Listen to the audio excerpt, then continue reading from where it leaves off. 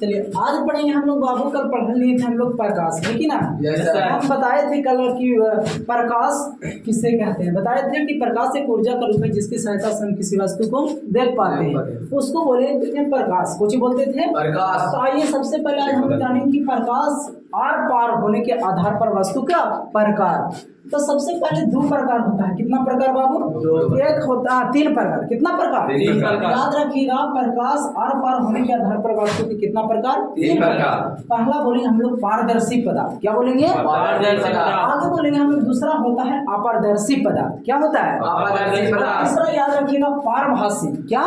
पारभासी। तो सबसे पहले आप याद रखेंगे कि पारदर्शी पदार्थ होता क्या है कि नहीं? तो ये सबसे पहले याद रखिएगा कि पारदर्शी पदार्थ का मतलब होता है वैसा पदार्थ जिनसे प्रकाश आसानी से पूरा पार हो जाता हो, उसे हम लोग बोलेंगे पारदर्शी पदार्थ। कुछ बोलिएगा।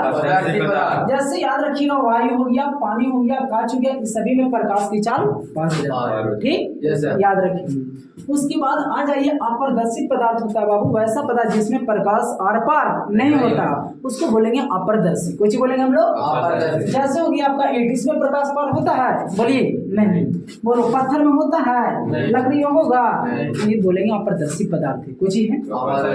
उसके बाद आगे बाबू पारभासी पदार्थ है कि नहीं। तो इसमें भी याद रखेंगे कि इसमें प्रकाश पार नहीं होता था अपारदर्शी में, तो एकरा में हम लोग बोलेंगे कि इसमें प्रकाश पार होगा लेकिन कुछ ही अंश। कुछ बोलेंगे हम लोग। तो इसका परिभाषा याद रखेंगे वैसा पदार्थ जिससे प्रकाश कुछ ही अंश पार होता होगा, उसे हम लोग बोलेंगे कुछ ही पारभासी पदार्थ। जैसे तेल, ये कागज मतलब तेल से लगा हुआ कागज में उसमें प्रकाश पार करिएगा तब पूरा प्रकाश पार नहीं होगा, कुछ ही अंश प्रवाह होगा। उसके बाद देखिए कुहासा में देखते हैं, कुहासा में जब देखिए गाड़ी उड़ी आता है तो पूरा प्रकाश नजर आता है? नहीं आता, ऐसे धक्का लग जाता है। उसके बाद आइए धुआं में, सभी में प्रकाश पूरा नहीं पार होता है। ये सभी एग्जाम्पल किसका होगा? पारभासी पदार्थ का। ठीक, आगे आ जाइए बाबू। ये प्रकाश का परावर्तन आगे हम लोग पढ़ेंगे। तो सबसे पहले देखिए इस प्रकार से फिगर है आपका।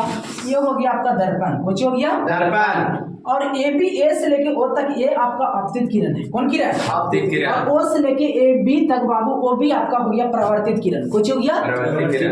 और ये जो आपतित किरण और परावर्तित किरण के बीच ये जो देख रहे हैं आपका लंब, इसको बोलेंगे नॉर्मल अभिलंब कहा जाता है। कुछ बोलेंगे। और ये आपका बाबू याद रखिएगा इसको आपतन बिंदु कहा जाता है। ये बारी से हम लोग पढ़ते हैं कि नहीं। तो सबसे पहला ये आपतित किरण होता क्या? तो हम लोग बोलेंगे देखिए अनंत स्रोत से प्रकाश कहाँ से आ रही है? अनंत स्रोत से। तो बोलेंगे अनंत स्रोत से आने वाली किरण को कौन किरण बोलेंगे?